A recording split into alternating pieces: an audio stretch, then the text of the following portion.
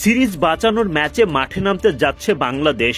আগের ম্যাচের বাজে ভুল থেকে শিক্ষা নিয়ে ঘুরে দাঁড়াতে চায় মিরাজ বাহিনী। সেই লক্ষ্যে দলে আসতে যাচ্ছে বড়সড় পরিবর্তন। আস্থার প্রতিদান দিতে বারবার ব্যর্থ তাওহিদ হৃদয়। এবার কপাল খুলে যেতে পারে শামীম পাটোয়ারির। ম্যাচ খেলার ফিটনেস ফিরে পেলে অবধারিতভাবে সেরা একাদশে জায়গা করে নেবেন রিশাদ হোসেন। এর বাইরেও অফ ফর্মে থাকা বেশ কয়েকজন খেলোয়াড়ের বাদ পড়া নিয়ে চলছে আলোচনা। শেষ পর্যন্ত সিরিজের দ্বিতীয় ওয়ানডেতে কেমন হতে পারে টাইগারদের সেরা একাদশ, সেটাই দেখে নেওয়া যাক একে একে।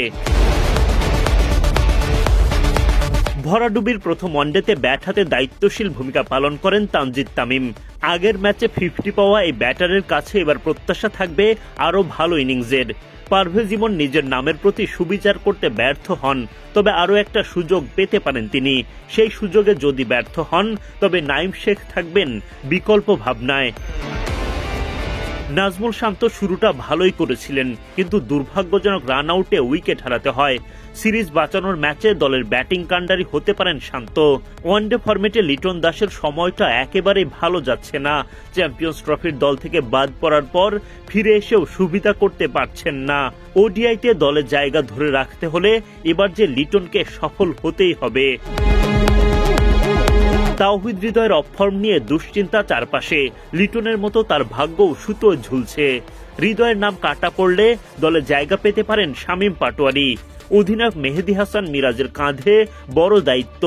অধিনায়কত্বের পাশাপাশি ব্যাটে বলে দলকে নেতৃত্ব দিতে হবে সামনে থেকে। আগের ম্যাচে শেষ দিকে ব্যাটিংয়ে নেমে 50 তুলে নেন জাকির আলী অনিক, কিন্তু সেই একাকী লড়াই খুব একটা কাজে আসেনি। তবে সিরিজ বাঁচানোর ম্যাচে তার ব্যাটে দারুণ একটা নখ দেখতেই চাইবেন ভক্তরা। সুস্থ হয়ে উঠলে রিশাদ হোসেন ফিরবেন তানভীর ইসলামের জায়গায়, আর পেস ইউনিটে দলকে নেতৃত্ব দেবেন তাসকিন আহমেদ। সাথে থাকবেন ডানহাতি তানজিম সাকিব ও বাঁহাতি মুস্তাফিজুর রহমান। শেষ পর্যন্ত একাদশ যেমনই হোক, সিরিজে সমতা ফেরাতে ম্যাচটা যে জিততেই হবে বাংলাদেশকে। শনিবার বাংলাদেশ সময় বিকাল 3টায় শুরু হবে লঙ্কা বাংলার দ্বিতীয় ওয়ানডে লড়াই।